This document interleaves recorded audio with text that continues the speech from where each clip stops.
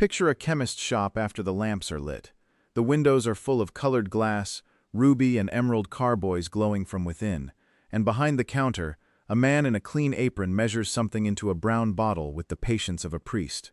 The bottle gets a paper label, and on the label is a word that the whole century believed in, more than it believed in almost anything else. The word is safe, recommended by physicians. Approved for children and invalids. A signature is there too, sometimes. A doctor's name in confident copperplate, and when a tired mother closes her hand around that bottle and carries it home through the fog, she is not being reckless. She is doing the responsible thing. She is doing what she was told. That is the part worth sitting with before we begin. The poisons that killed quietest in this age were not the ones that looked like poison. Nobody had to be lured into a darkened alley. The worst of what follows arrived in the front parlor, on a clean shelf, with a price printed in the newspaper, and a column of grateful testimonials beside it. It came recommended. It came from men in good coats with good addresses, and from one or two of the most respected names in the modern world. And at the very top of this list, it came from the collected wisdom of science itself. So we are going to count, from the merely foolish up to the genuinely lethal, through 10 remedies that respectable men swore were safe, ranked not by how strange they sound to us now, but by how much harm they actually did to the people who trusted them. We start low, where the only thing wounded was a man's pride and his bank balance. We end somewhere much darker, and the last entry is not a quack potion at all. At number 10, we begin with the electric belt, because almost no one died of it, and that is exactly why it belongs at the bottom. For half a century, a man who felt himself slipping, tired in the mornings, dull at his desk, less of a husband than he used to be, could open his newspaper and find the cure laid out for him in diagrams. A belt, worn about the waist next to the skin, threaded with little plates of zinc and copper, and where the belt sat against the body it would deliver, the advertisements promised, a restoring current of galvanic electricity, the same mysterious force that turned the wheels of the new century. Pulvermakers' chains out of London were the grandfathers of the trade, sold from grand consulting rooms with a wall of framed testimonials. Later came Dr. Scott and the Heidelberg, and a dozen Professor this and Doctor that, each one guaranteeing to pour vigor back into a drained man, to steady his nerves, to lift his low spirits, and to cure what the papers called, with careful delicacy, nervous debility and lost manhood. The belts did almost nothing. Moistened with a little vinegar, the cheaper ones produced a faint tingle against the skin, enough to convince a hopeful customer that power was flowing into him. The dearer ones produced nothing at all but the conviction itself. What they drained was the wallet. A working man might pay a week's wages, a fortnight's, and wear the thing faithfully under his shirt for months, feeling on the bad days only that he needed a stronger model, a higher voltage, the next belt up. And here is the shape of the whole list, set down small at the very start. The men who sold these belts were not skulking criminals in the shadows. They had grand premises and consulting hours, and respectable testimonials from clergymen and colonels. They advertised on the same newspaper pages as the banks and the steamship lines. They wore the costume of medicine perfectly, and they were completely, expensively wrong. The respectability is not a detail. The respectability is the disease. At number 9, the same wrongness puts on a far better suit of clothes, because now we are among the rich, and the rich did not buy their poison from a catalog. They traveled to it. In the spa towns of Central Europe there were springs whose waters had been prized for centuries, and around the turn of the 20th century, those waters acquired a thrilling new credential. They were radioactive. At Jakimov in Bohemia, the old silver and uranium town the German speakers called Joachimsthal, and at Bad Gastein, up in the Austrian mountains, physicians found that the famous waters carried dissolved radon, and rather than recoil, they rejoiced. Radioactivity was the most exciting word in science. Here, the doctors decided, was the very principle of life itself, an invisible energy you could soak in, breathe, and swallow, and the more of it the better. So the wealthy came. They lowered themselves into radioactive baths and sat for hours in galleries cut deep into the mountain to breathe the radon-heavy air, and they drank the water by the glassful as a tonic for the blood and the nerves and the years. And the craze did not stay in the mountains, and it did not stay in the water. Once radioactivity had been crowned the secret of vitality, it was poured into everything money could buy. There were radium face creams promising a youthful glow, quite literally, radium toothpastes, radium tonics, and pastilles, and even suppositories, each one trading on the same glittering promise that a touch of this miraculous new energy would restore whatever age had taken. Back home, a fashionable household could buy a sealed stoneware crock, lined with radium-bearing ore, that promised to make a jug of ordinary tap water gently, healthfully radioactive overnight. Drink it fresh each morning radioactivity, sold as a daily habit for people who could afford the best of everything. It was the elite cure, the one the common man with his cheap electric belt could never reach, and that was precisely its appeal. The harm here was slow and diffuse, and almost impossible to trace to any single afternoon in the water. A stiff old gentleman taking the cure at Gaystein did not drop dead in the bath. But the dose was real, it accumulated, and across a fashionable clientele over years, it did its patient damage to the bones and the blood. The lesson of number 9 is an ugly little law that runs all the way up this list. The more money you had, the more enthusiastically and expensively you could poison yourself, and the more certain you could be, the whole time, that you were doing something refined. At number 8, the harm climbs off the price tag and onto the operating table, and we meet the first man on this list to leave bodies behind him. His name was John Romulus Brinkley, and in the years after the Great War he set up in the small town of Milford, Kansas, with a medical diploma of the most generous and purchasable kind, and an idea of breathtaking simplicity. A man who had lost his vigor, Brinkley proposed, could have it surgically restored by the implantation of fresh young glands, the glands of a goat. For a fee that ran to several $100s, a fortune to most of his patients, he would cut a man open and graft slivers of goat testicle into him, and send him home, he promised, a lion. It made Brinkley rich and, for a season, one of the most famous men in America. He understood the new century better than any of his betters did. He built one of the most powerful radio stations in the country, planted it in tiny Milford, and broadcast his own praises across the sleeping prairie at night, where a single clear-channel signal could reach 1 million farmhouses. He ran a program called the Medical Question Box, reading out letters from strangers and diagnosing them over the air, then prescribing remedies by number, remedies that a network of druggists, paying him a cut, conveniently kept in stock. When the authorities began to close in, he ran for governor of Kansas as a write-in candidate and came within a whisker of winning the state from the radio booth. But goat tissue grafted into a human body is not a restoration of youth. It is, at best, an expensive way to acquire an infection, and a number of Brinkley's patients developed exactly that. Wound infection, sepsis, the body's slow surrender to bacteria introduced under the knife, and a number of those did not survive it, dying of an operation they had been assured was safe and modern and scientific. The complaints mounted, the lawsuits gathered, the dead were counted, and in 1930, the Kansas Medical Board stripped him of the license his diploma had never really earned. He did not stop. He moved his operations south to the Texas border and put up an even larger radio station just across the line in Mexico, beyond the reach of American regulators, blasting his pitch back over the whole continent at a power no domestic station was allowed. He changed his signature operation from goats to the prostate when the fashion turned, and went on cutting. What finally broke him was a libel suit he himself brought against the physician who had spent years exposing him. He sued and lost, and the verdict amounted to a public ruling that he was exactly the fraud his enemies said he was. The malpractice claims he had held off for a decade came down all at once.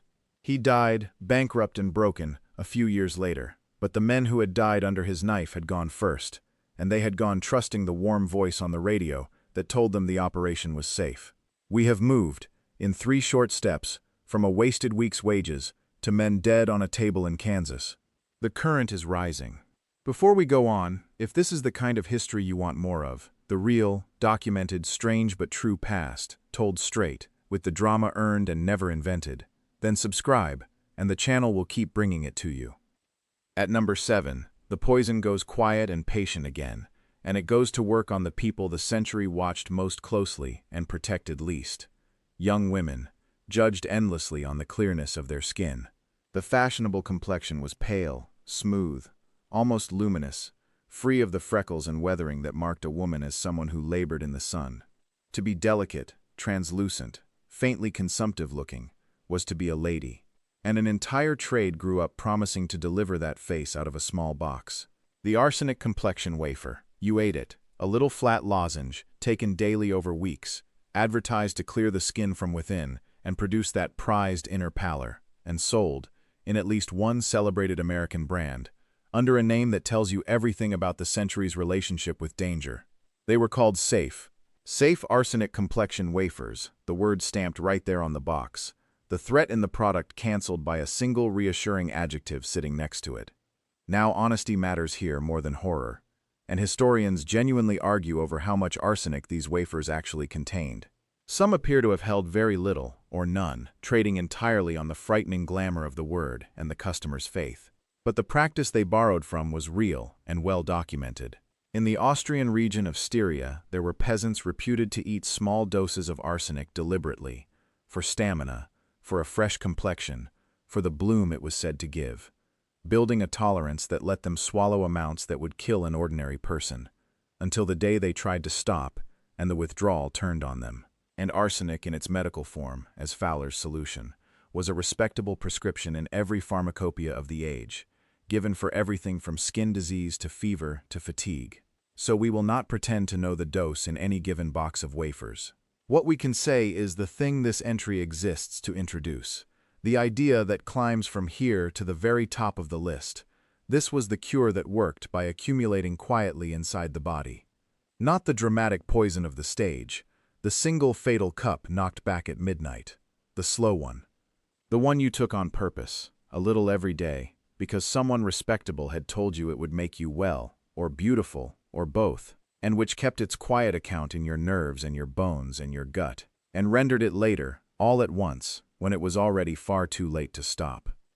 At number 6, the list changes its weather, and it does not change back. Until now, the victims have been grown men chasing their lost prime and grown women chasing an impossible face, people at least, making a choice for themselves.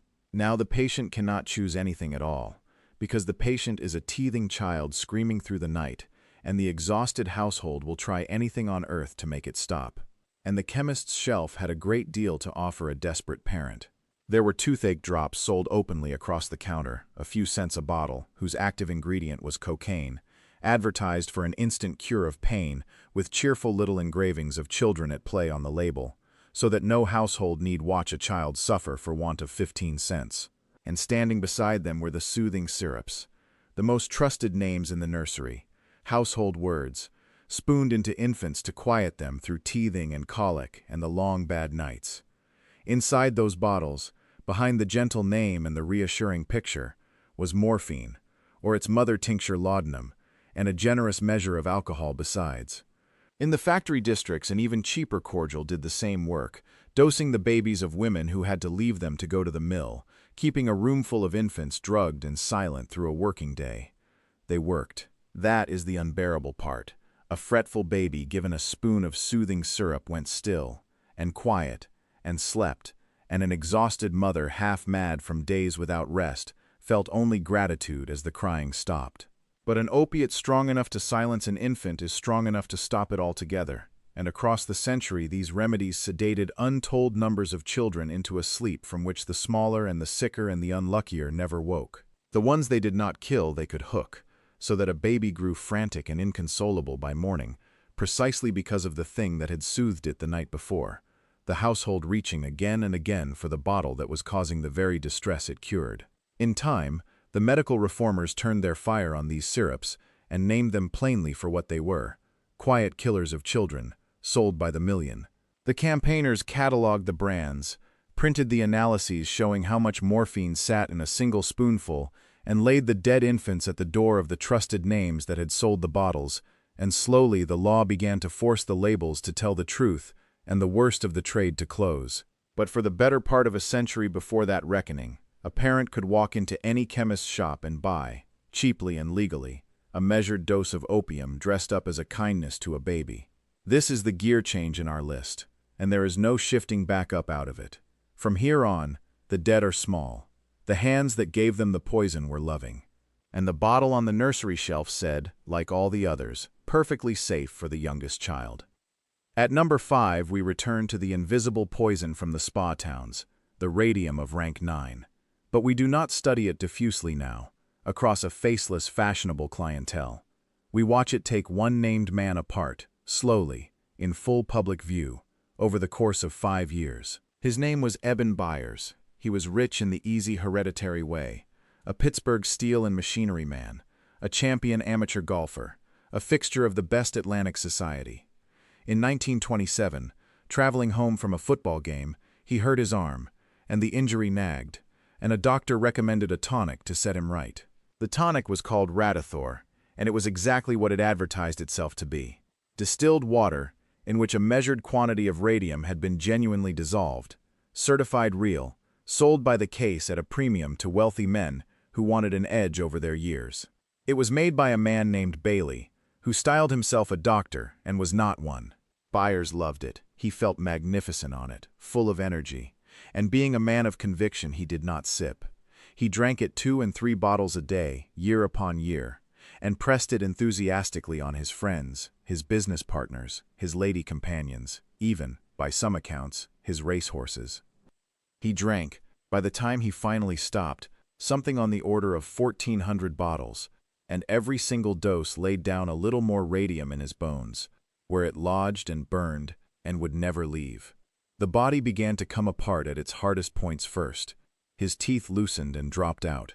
Abscesses opened in his jaw that would not heal, and then the jawbone itself began to die and crumble away, and surgeons removed most of his upper jaw and most of his lower, and still the dying bones spread, opening holes clean through the bone of his skull. Headaches he could not bear. His weight fell away to under 100 pounds. He kept, almost to the end, the clear mind to understand exactly what had been eating him alive, and when the federal regulators who had begun to move against the radium tonic trade finally examined him, his ruined body became the case that broke the whole business. The proof, impossible to argue with, that a thing sold as a healthful daily tonic could dissolve a man from the inside. He died in 1932 and was buried in a coffin lined with lead, because his very bones were now radioactive and would go on quietly glowing in the dark of his grave for centuries after the man inside them was gone. When a federal investigator was sent to take his statement in those last months, he came back unable to forget what he had seen. A wealthy, cultured man in a beautiful house, his face half gone, able to speak only with difficulty, dying by inches from a tonic his own doctor had recommended. More than 30 years after the burial, scientists obtained permission to open that lead-lined coffin and measure what remained, and the bones still registered their dose, decades on, the radium keeping its slow and patient time long after it had finished with the man.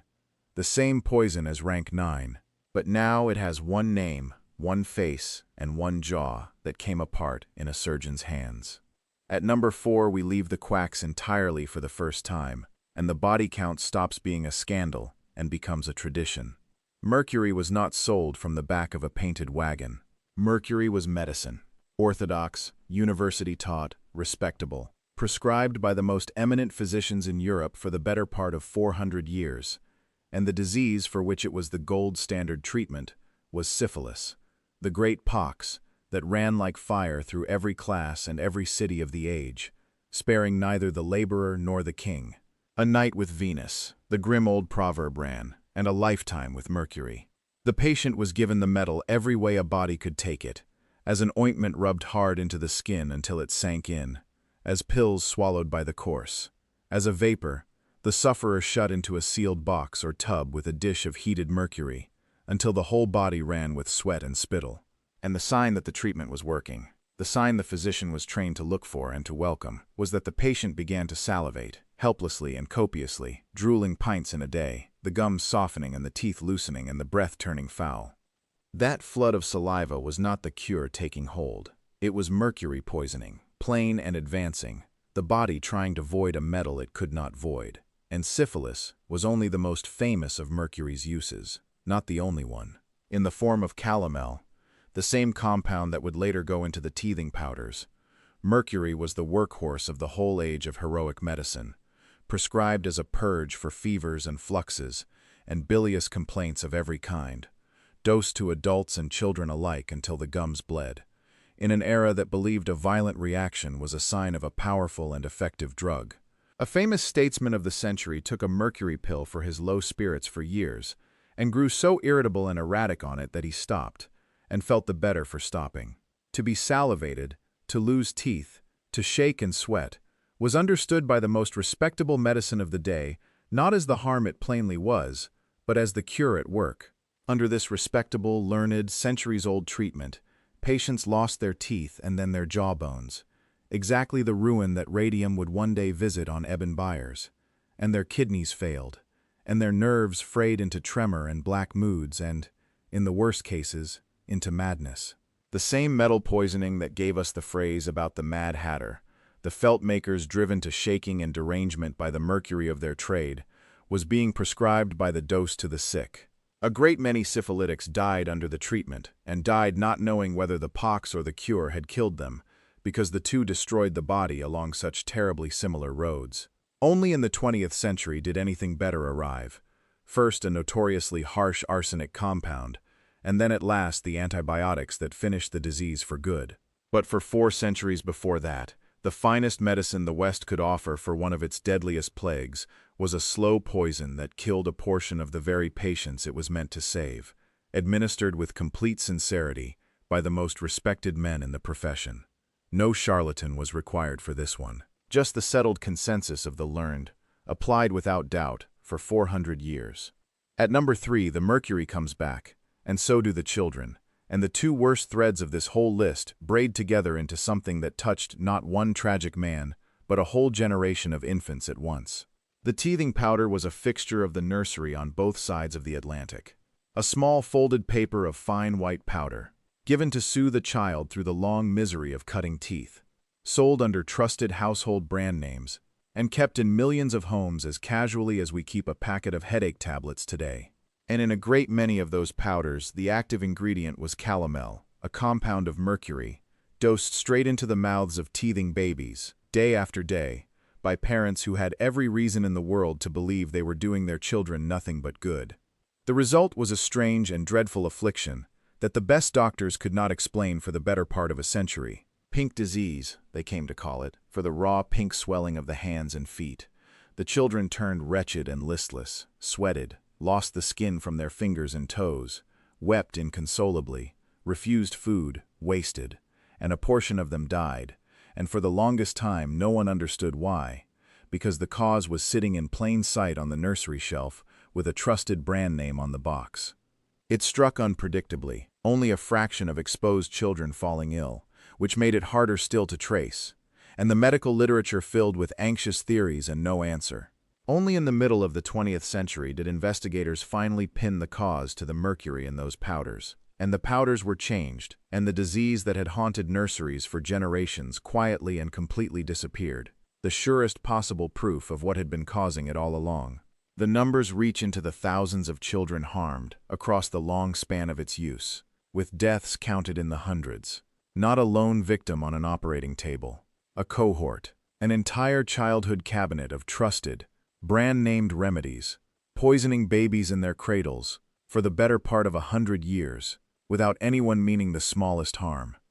Before we climb to the last two, here is a question worth carrying up there with us. Think of the medicine cabinet in the house you grew up in, or the one your grandmother kept, the brown bottles, the trusted names, the things everyone simply knew were fine and reached for without a second thought. How many of the cures on this list, do you suppose, once sat on a shelf exactly like it, in the home of someone in your own family, taken in perfect good faith? Tell me in the comments which of these unsettled you most, and whether your family ever swore by any of them. At number 2, the poison stops coming from the fringe and starts coming from one of the most respected pharmaceutical houses in the world, and that, precisely, is the whole horror of it. In 1898, the Bayer Company of Germany, a giant of the new industrial chemistry, brought to market a compound it was tremendously proud of, a refinement of morphine that its researchers believed to be a powerful suppressant of the cough, and, this was the entire selling point, printed and promoted and repeated everywhere, a safe, non-addictive alternative to the morphine and opium that everyone already knew, by then, to fear. They gave it a triumphant brand name drawn from the German word for heroic, because of the heroic feeling it gave the patient. They called it heroin. It was launched, at first, as a respectable household remedy. Cough syrups and pastilles carrying it were marketed for the bronchitis and the chest complaints of ordinary people, sold over the counter, and recommended in that same trusting spirit for the coughs of children, offered to careful parents as the gentle, modern, scientific thing one would naturally choose over the old, crude, dangerous opiates. It was even, in a cruelty almost too neat to credit, suggested as a treatment to wean addicts off morphine. The central claim was catastrophically false. Heroin is not a safe alternative to morphine. It is morphine made faster and more ferocious, converting back into morphine inside the body once it crosses into the brain, and it is among the most powerfully addictive substances ever placed into wide human use. The mass of perfectly ordinary people who took it on the word of a great and respectable company, for nothing worse than a cough, were walked by that company's own confident marketing straight into dependency.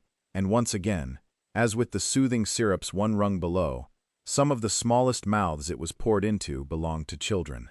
It took years for the medical world to admit its mistake, and longer still for the law to lock the substance away. The betrayal here is the same betrayal that runs through this entire list, but it wears the cleanest coat of all. The white coat of industrial science, trademarked, mass-produced, and shipped by the ton with a brand name a parent could trust. And so we arrive at number 1, and to reach it we have to set aside the wagons and the catalogs and even the brand names entirely, because the deadliest cure of the whole age was not a potion at all, it was an idea. For most of the 19th century, the educated, scientific, respectable explanation for how the great epidemic diseases spread, cholera above all, the disease that arrived in waves and emptied whole streets in a week, was a theory called miasma, bad air. The doctrine held that cholera and fever rose out of filth as a poisonous vapor, that you took the pestilence into yourself by breathing the foul smell of rot and sewage and crowded humanity, and that the road to public health therefore ran through driving out the stench. This was not a fringe belief held by cranks. It was the orthodoxy of the finest sanitary reformers and the most eminent physicians of the era, sincerely held, argued in the best journals, taught in the schools, and acted upon by the very people charged with the health of nations. Even some of the greatest reforming names of the century held to it, and built their life's work upon it. And because it was sincerely believed, it shaped what the great cities actually did. And what they did was, at the worst moments, precisely the wrong thing. To banish the deadly smell from the houses, reformers worked to flush the contents of the city's cesspools out into the rivers, into the Thames, into the very water from which a large part of the population still drew what it drank. They were chasing the vapor they feared, and feeding, without the faintest idea they were doing it, the true cause they could not see and could not smell. The water itself, carrying the living agent of cholera in an unbroken chain from the bowels of the sick to the cups of the well.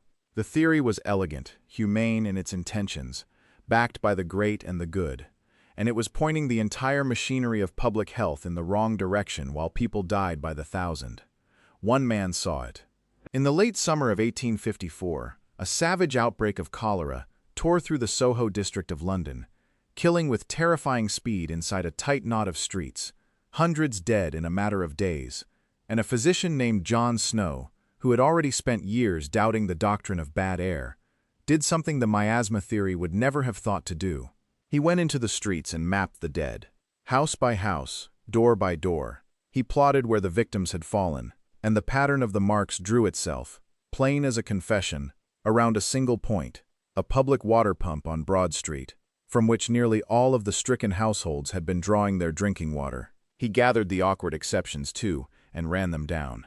The brewery workers near the pump who drank only beer and stayed well, the woman who had died miles away because she had the Broad Street water carried to her because she liked the taste. Snow took his evidence to the parish authorities and argued them into removing the handle of that pump so no one could draw from it, and the outbreak, already past its worst, was cut off from its source. He had shown, as clearly as the crude tools of his day could allow, that cholera traveled in water, not in air. The establishment did not embrace him. The great weight of respectable scientific opinion stayed loyal to miasma for years after Snow's map, dismissing the water theory as ingenious but unproven, clinging to the bad air it could smell over the contamination it could not. Snow himself died in 1858, his case not yet won. The consensus still raged against him. And then, in a strange twist, it was the stench itself that began to force the change, not because the theory was right, but because the summer the river ran so foul that the smell drove the lawmakers out of their own chamber, finally shamed a great city into rebuilding its sewers in earnest. They built those new sewers to carry away the smell, on the old wrong theory. And in carrying away the smell, they happened at last to carry the filth away from the drinking water too. And the cholera began to retreat, the right result, stumbled into for the wrong reason, decades after one man had drawn the answer on a map. The true proof came later still, when the living organism that causes the disease was finally caught under the microscope, ending the argument that Snow had been right about all along. But that loyalty to a comfortable wrong idea had a price, and the price was paid in lives. Every year the true cause went unacknowledged was another year that the rebuilding of the cities took the wrong shape, that the drinking water stayed foul, that the next wave of cholera found its road wide open. Only later, with the cause finally seen under the microscope and the sewers of the great cities at last rebuilt to carry filth away from the water rather than into it, did the dying truly stop. The reform that saved millions came, in the end. But it came late, and it came over the resistance of the experts, and the gap between the day the evidence was laid on the table and the day the establishment finally accepted it was measured in graves. That is the shape of the whole climb, seen at last from the top. We like to tell ourselves that the danger in history came from the obvious frauds, the men with the wild eyes and the impossible promises and the painted wagons, and they were real, and one or two of them left the dead behind them. But notice what the latter actually showed. The wild-eyed quack at the bottom killed fewer people than the licensed surgeon. The licensed surgeon killed fewer than the great respectable corporation. And the great corporation killed fewer than the entire scientific establishment when it was certain and mistaken at the same moment. The harm rose at every single rung in exact step with the respectability, with the number of educated, well-meaning, authoritative people who had signed their names to it. The deadliest word in that gaslit chemist shop where we began was never the name printed on any one of these bottles. It was the small, calm, trusted word stamped on the label beside it. The word the whole century reached for and almost never questioned. Safe.